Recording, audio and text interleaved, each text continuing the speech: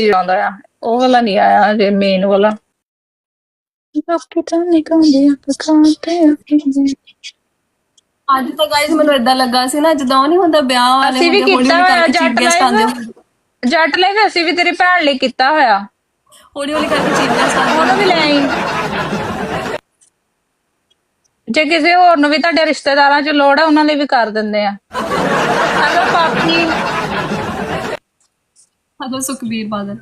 Hello guys Harry. Tapping ਕਰ ਲਓ ਯਾਰ, ਥੋੜਾ ਸਕੋਰ ਚੱਕ ਲਓ। ਕੀ ਸਕੋਰ ਤੇ ਇਹਨਾਂ ਦਾ ਨਾਂ ਦੇਖੋ ਗਾਇਸ, ਇਹਨਾਂ ਨੇ Guys, ਲਾਸਟ ਪੁੱਛਣਾ। ਮੇਰੇ ਹੇਟਰ ਨਾ ਲਾਈਕ ਇੰਨੀ ਮੇਰੇ ਤੇ ਨਿਗਾਹ ਰੱਖਦੇ ਆ ਹਨਾ ਵੀ ਉਹਨਾਂ ਨੂੰ ਪਤਾ ਇਹਨਾਂ ਦੀ ਰੀਅਲ ਆਈਡੀ ਤਾਂ ਮੈਂ ਇਹਨਾਂ ਨੂੰ ਬਲੌਕ ਕੀਤਾ ਹੋਇਆ ਕਿਉਂਕਿ ਇਹਨਾਂ ਦੀ ਔਕਾਤ ਇੰਨੀ ਗਾ ਮੇਰੀ ਬਲੌਕ ਲਿਸਟ ਵਿੱਚ। ਸਪੈਸ਼ਲ ਨਵੀਆਂ ਆਈਡੀਆਂ ਬਣਾਉਂਦੇ ਨੇ ਐਂਡ ਦੈਨ ਫੇਰ ਆਉਂਦੇ ਨੇ ਮੈਨੂੰ ਸਪੈਸ਼ਲ ਕਮੈਂਟ ਕਰਨ ਐਂਡ ਦੈਨ ਫੇਰ ਇਹਨਾਂ ਦੀ ਔਕਾਤ ਫੇਰ ਉੱਥੇ। ਦੈਟਸ ਇਟ, ਥੈਂਕ ਯੂ ਪਾਪੀ, ਸੀਰੀਅਸਲੀ।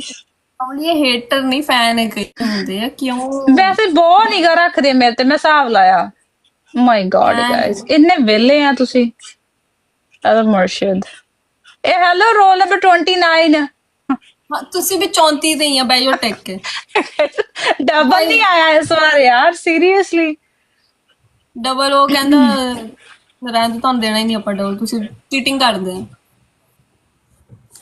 ਗਾਇਸ ਪਲੇ ਕਰਿਓ ਲਾਸਟ ਸੇ, ਓਕੇ? ਪਾਪੀ ਦੇਖ ਕੇ ਡਰੀ ਨਾ, ਠੀਕ ਹੈ? ਲਾਸਟ ਤੱਕ ਦੀਪ ਕੈਨੇਡਾ ਤੋਂ।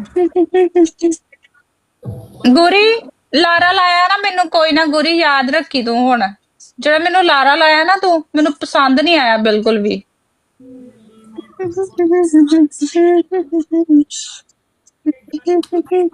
ਪਹਿਲੇ ਹੀ ਗਿਆ ਸੀ ਕਹਿਣ ਵਾਲੇ, ਸੌਰੀ ਗਰਜਣ ਵਾਲੇ ਬੱਦਲ ਵਰਤਦੇ ਨੇ, ਜਿਹਨਾਂ ਨੇ ਵਰਸਣਾ ਹੁੰਦਾ ਉਹ ਗਰਜਦੇ ਨੇ।